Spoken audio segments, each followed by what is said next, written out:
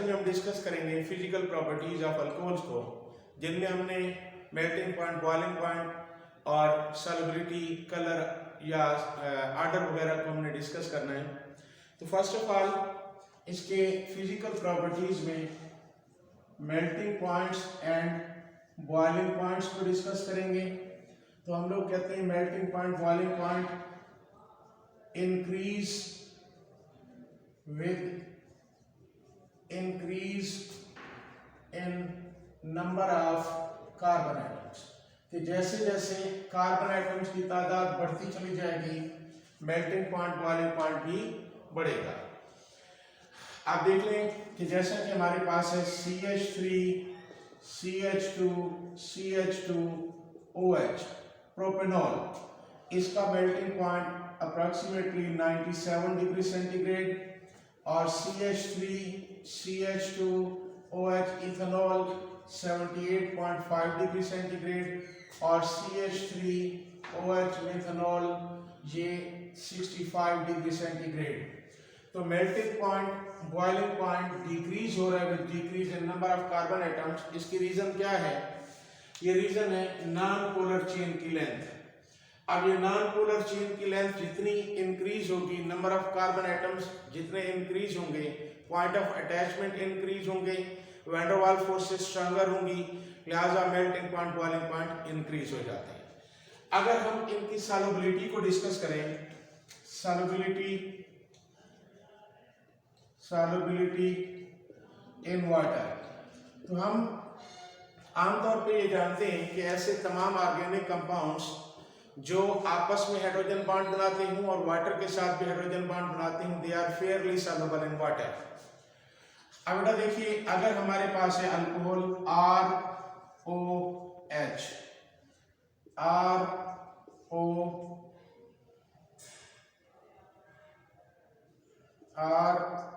ROH, partial negative, positive negative, तो इसमें हम लोग कह सकते हैं यहाँ हाइड्रोजन बॉन्डिंग होगी, तो अल्कोहल मॉलिक्यूल आपस में हाइड्रोजन बॉन्ड बनाते हैं। इसी तरह से अगर हम देखें ROH, partial positive, oxygen negative, water के साथ भी ऐसे ही हाइड्रोजन बॉन्डिंग होगी।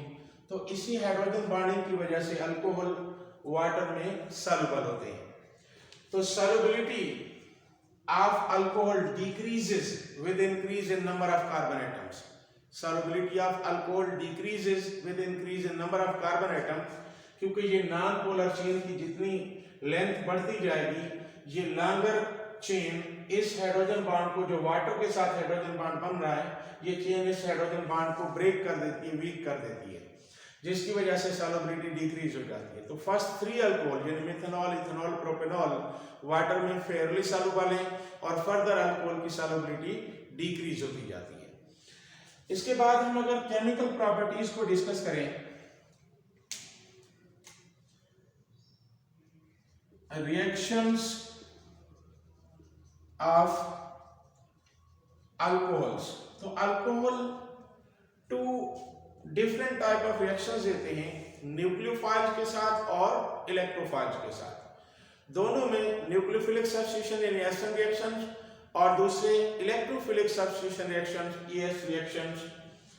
अब बेटा देखिए, अगर हमारे पास एक अल्कोहल है CH3, CH2OH, नेगेटिव, पॉजिटिव, अब अगर इस पे कोई न्यूक्लियोफाइल अटैक करेगा तो डेफिनेटली इस इलेक्ट्रोफिलिक कार्बन पर अटैक करेगा। न्यूक्लियोफाइल यहाँ अटैक करेगा तो हाइड्रॉक्सिल ग्रुप यहाँ से रिमूव होगा। अब बेटा देखिए, CH3, CH2 न्यूक्लियोफाइल और हाइड्रॉक्सिल ग्रुप यहाँ से रिमूव हो गया। यानी जब भी न्यूक्लियोफिलिक अटैक होगा तो कार्बन ऑक्सीजन बॉन्ड क्लीवेज होगी। कौन सी बॉन्ड क्लीवेज होगी? यहाँ पे है कार्बन ऑक्सीजन बॉन्ड क्लीवेज। तो ये कार्बन ऑक्सीजन बॉन्ड क्लीवेज कब होगी? कि जब किसी अल्कोहल पर न्यूक्लियोफाइल रिएक्ट करेगा या अटैक करेगा, तो न्यूक्लियोफाइल हमेशा इस अल्फा कार्बन पर अटैक करता है, जिससे हाइड्रॉक्सिल ग्रुप रिमूव हो जाता है। इस तरह से दूसरा रिएक्शन देखिए कि अगर मेरे पास फर्स्ट करें यही इथाइल अल्कोहल है CH3, CH2OH, अब partial positive partial negative oxygen. अब यहाँ कोई इलेक्ट्रोफाइल है, इस इलेक्ट्रोफाइल को हम क्या कहेंगे कि ये इलेक्ट्रॉन लविंग स्पीशीज है, लिहाजा ऑक्सीजन अपने इस लोन पेयर से अटैक करेगी कहाँ पे, इलेक्ट्रोफाइल पर। तो आप देखिए प्रोडक्ट क्या बननी चाहिए, CH3 CH2 OH और ये इलेक्ट्रोफाइल के साथ ऑक्सीजन ने कोऑर्डिनेट कोवेलेंट बॉन्ड बना लिया, लिहाजा ऑक्सीजन पर पॉजिटिव चार्ज आएगा। अब इस पॉजिटिव चार्ज को न्यूट्रल करने के लिए ये वाला बॉन्ड जो हाइड्रोजन वाला ये ऑक्सीजन पर शिफ्ट होगा, यानी यहाँ से प्रोटॉन रिलीज होगा और फाइनल प्रोडक्ट क्या बन जाएगी, CH3 CH2 O इलेक्ट्रोफाइल और H पॉजिटिव। तो अब आप देख सकते हैं कि जब इलेक्ट्रोफाइल के साथ रिएक्शन होगा कौन से बॉन्ड की क्लीवेज हुई, हाइड्रोजन ऑक्सीजन बॉन्ड क्लीवेज। यहाँ पे क्या है, हाइड्रोजन ऑक्सीजन बॉन्ड क्लीवेज। तो हाइड्रोजन ऑक्सीजन बॉन्ड क्लीवेज होगी, प्रोटॉन रिलीज होगा अल्कोहल में से जब इलेक्ट्रोफिलिक रिएक्शंस होंगे, और कार्बन ऑक्सीजन बॉन्ड क्लीवेज होगी, हाइड्रॉक्सिल ग्रुप रिमूव होगा जब न्यूक्लियोफिलिक रिएक्शंस होंगे। तो अल्कोहल के साथ न्यूक्लियोफाइल और इलेक्ट्रोफाइल दोनों रिएक्ट कर सकते हैं, लिहाजा हम कहते हैं कि ये टू टाइप ऑफ रिएक्शंस देंगे, जिनमें एक में ये कार्बन ऑक्सीजन बॉन्ड क्लीवेज होगी, हाइड्रॉक्सिल ग्रुप रिमूव होंगे, तो दूसरे में ऑक्सीजन हाइड्रोजन बॉन्ड क्लीवेज होगी, तो ये अपना प्रोटॉन रिलीज करेंगे। अब बेटा देखिए, अगर हम कार्बन ऑक्सीजन बॉन्ड क्लीवेज को देखें, कार्बन ऑक्सीजन बॉन्ड क्लीवेज। अब कार्बन ऑक्सीजन बॉन्ड क्लीवेज कब हुई थी, कार्बन ऑक्सीजन बॉन्ड क्लीवेज तब हुई थी जब न्यूक्लियोफाइल ने अटैक किया था। तो हमारे पास फर्स्ट कीजिए अल्कोहल है RCr ROH, tertiary alcohol RCH ROH, secondary alcohol RCH2 और OH, प्राइमरी अल्कोहल फिर CH3OH, मिथाइल अल्कोहल। अब हमने यहाँ रिएक्टिविटी ऑर्डर डिस्कस करना है जब न्यूक्लियोफिलिक अटैक होगा और कार्बन ऑक्सीजन बॉन्ड क्लीवेज होगी। तो हम देख सकते हैं कि यहाँ पर टर्शियरी अल्कोहल में ये सारे क्या है, बल्की ग्रुप्स है, सारे क्या है, बल्की ग्रुप्स है। तो जिस कंपाउंड में बल्कनेस बहुत ज्यादा हो, इसका मतलब वहां पे बॉन्ड्स वीक होंगे, उसकी रिएक्टिविटी हाई होगी। तो हम लोग कह सकते हैं कि यहाँ ये बॉन्ड इजीली ब्रेक होगा, किसकी वजह से, बल्कनेस की वजह से, हाइड्रॉक्सिल ग्रुप इजीली रिमूव हो जाएगा। तो रिएक्टिविटी ऑर्डर यहाँ पे ये होगा, यानी tertiary alcohols are more reactive than secondary than primary. Primary alcohols में सबसे ज्यादा रिएक्टिव होगा जहां कार्बन आइटम्स की तादाद ज्यादा होगी, प्राइमरी अल्कोहल में जहां कार्बन आइटम की तादाद कम होगी वहां लीस्ट रिएक्टिविटी होगी। आप देख सकते हैं यहाँ जब हाइड्रॉक्सिल ग्रुप रिमूव होगा तो इस कार्बन पर कौन सा चार्ज आएगा, पॉजिटिव। अब बेटा देखिए RCr R carbon positive, RCH R ये कार्बन पॉजिटिव, फिर RCH2 कार्बन पॉजिटिव और CH3 कार्बन पॉजिटिव, यानी हमारे पास ये कार्बोकेटाइन बनते हैं।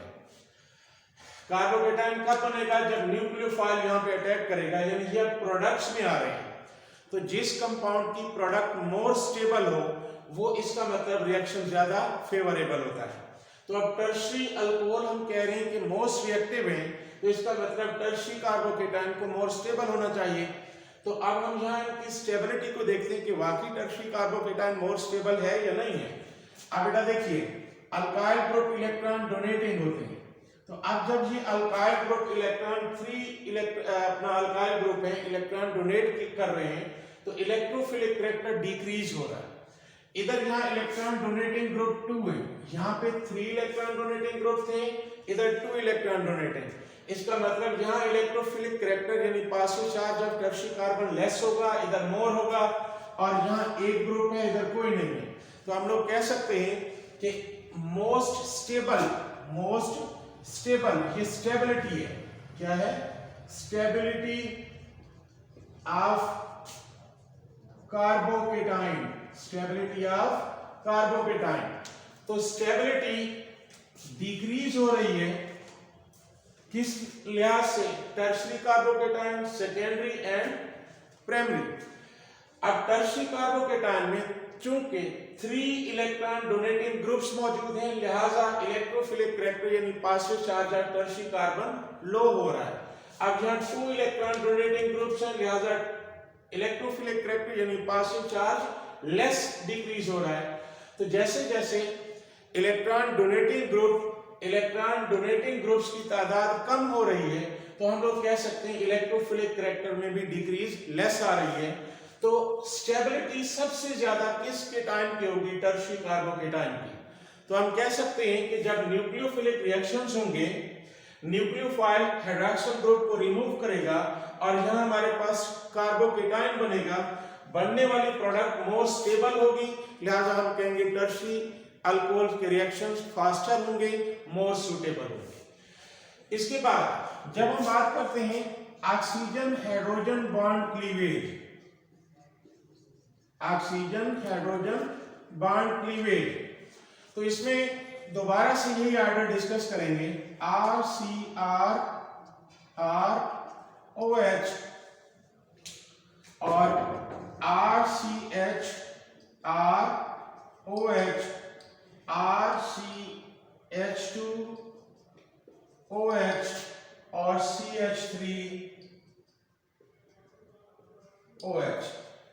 अब बेटा देखिए इलेक्ट्रोफिलिक रिएक्शंस हैं, इनमें इलेक्ट्रोफाइल ने आना है और यहां से प्रोटॉन ने रिलीज हो जाना है। अब अगेन आप लोग देखिए तमाम अल्कोहल में हाइड्रॉक्सिल ग्रुप मौजूद है यानी OH। अब अगर मैं OH को इस तरह से लिख लूं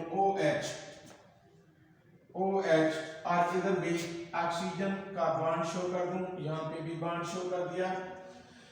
अब बेटा देखिए यूं तो ऑक्सीजन की इलेक्ट्रोनेगेटिविटी हर कंपाउंड में सेम होनी चाहिए, लेकिन हम देखते हैं एक फैक्टर है, ये electron donating group 3 electron donating group है।